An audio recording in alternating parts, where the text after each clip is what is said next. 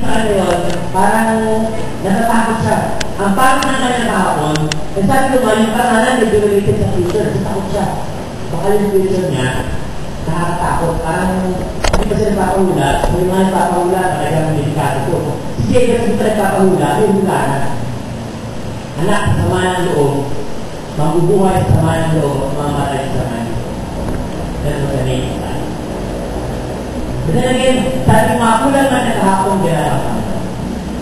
Hindi ba nakakita na ng hapon pagkataas naman? Talaga, ha? Dahil di ba mga astronomer, nakita kayo na lahat ng buwan. Kaya pala lahat ng buwan. Yes. Moon is always whole, but it is partially covered. Partially still. Buo over. Ito na naging ko after ito eh. Pero buo pa rin. Kung pala natatakal yung report, wag na lang natin pinanahin. But it's always. Ang Diyos ko ganun yun eh. Lagi buo.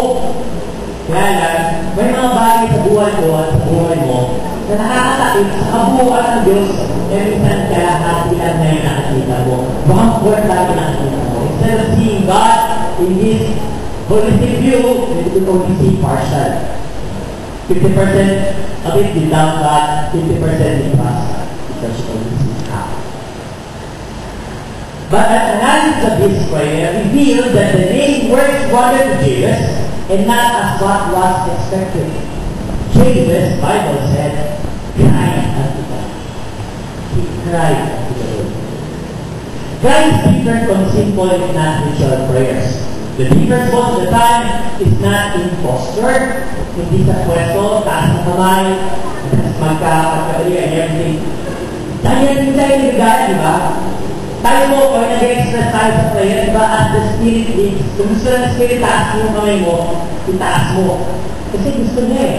Kaya nga, parang kanta natin na hindi natin nabasa na, we want to break a beat. Would you please break in worship God? Kung wala ka na, tama na yung hiya-hiya. Kung hiya na ka, kung mangyayari ka na pero, nasa loob, magbubuli ka. So, nasa nakakotobor natin. So, wala na ito mo. Kung meron tayo mga mandarasal sa ibang religion, na mga Pentecostal, mga pangihigit ng sabaw. Panginoon, diba? Tapos yung mga alam ng konti. Lagat ay bigat-bigat ang dala. Panginoon. Diba? Yun ang mga natin natin. Tayo mga palatak ng bilang natin. Born again ang biyernes. Ayan. Wala naman sabi.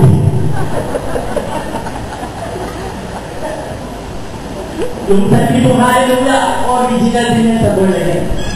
Wala naman sabi sa tapos hallelujah ng hallelujah. So, it's not imposter, it is not in the tone of voice, it is not in any ritual. The Chinese would burn incense. They would burn incense everywhere. Pero sa akin po, hindi tayo gano'n. But nonetheless, wala din sa lahat. Nakatuwa ko, wala doon. Not in numbers.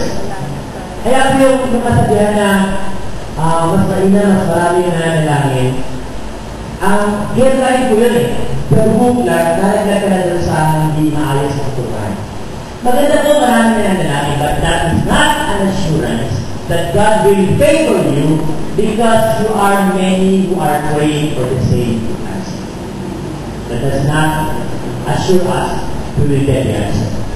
Hindi yung parang nga ng panalangin. Kasi the fervent prayer of the righteous. This one.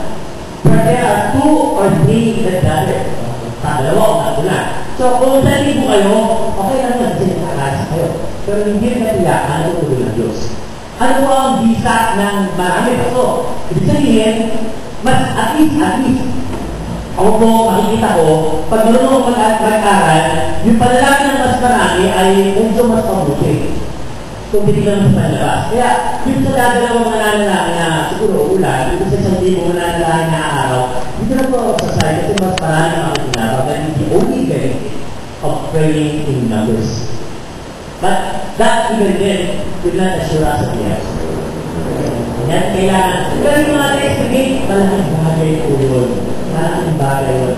Pag meron tayo mga prayer request, ipapasa natin. Ipapasa natin. Dahil yung mga paraan, ito mga prayer request. Pag pag-pray ko ako, aalis ako kayo. Ano ba pag-pray ko ako, aalis. Pero ano maalis sa dito mo? Pero that's the only benefit of praying with numbers. Cry was the time signifies desperation, as in the case of Hannah.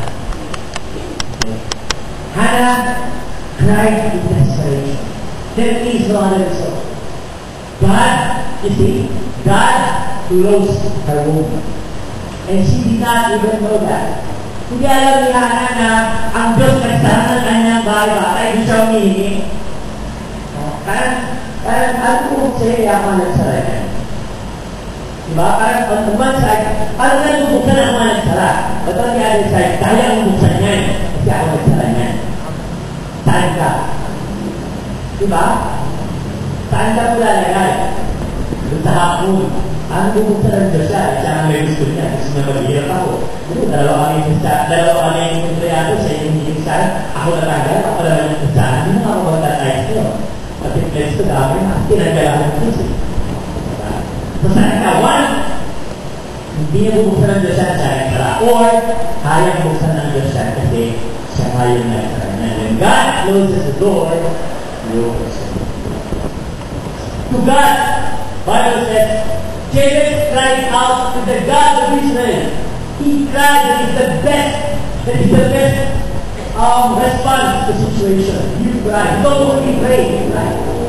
Sometimes, ang prayer po, hindi naman sinasabi na every Monday, prayer, fasting, every Wednesday, nandito pa lang ba, iyakan na yung iyakan. Hindi pa lang nangyari na kayo ng gana, delikado po yun, baka wala naman first time sa atin. Tapos, pag dito, tawa na tayo, nag-answers natin. But then again, it has to be a cry. We say what was the difference? You pray parang, okay lang naman dahil bukas. You cry, Lord, pag hindi ngayon, ayun na. That is good. He cried to God. Sabi ko nga, it is not on prayer, it is on the object. He cried unto God. He did not cry his complaint to Peras. Masarap po maghinga ng payo, maghinga ng problema sa kapatid, sa kamag-anak. Pero wala po yung masyadong kaya. Mas maganda, hihinga natin lahat ng iyak natin sa Diyos. He listens. And not only to God, the Bible says, He cried to the God of Israel. He knew this God. He is not only the God of every person, He is the God of Israel. He is the God of Jacob. He knew this God. This God is the God of his ancestors. In fact. So kung di ba tayo Panginoon, mauna tayong lahat, kung gusto nyo maiwan, after 200 days, dito pa rin kayo, bahala kayo.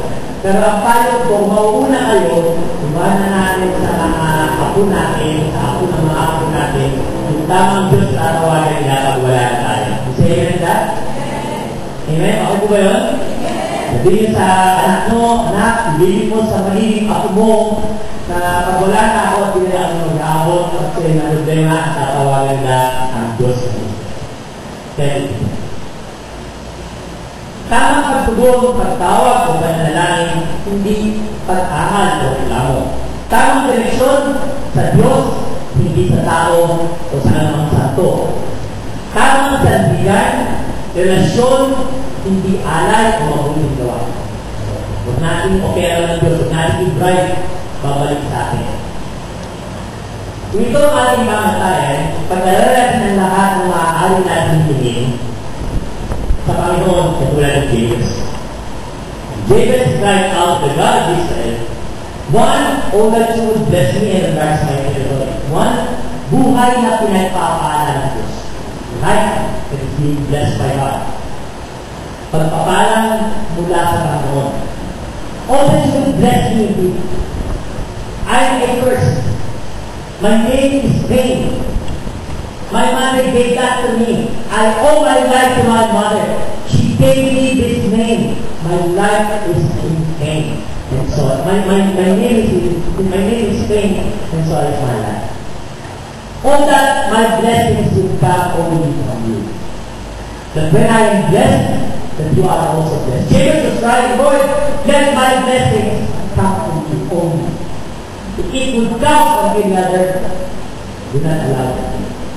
Panginoon, malas na ako.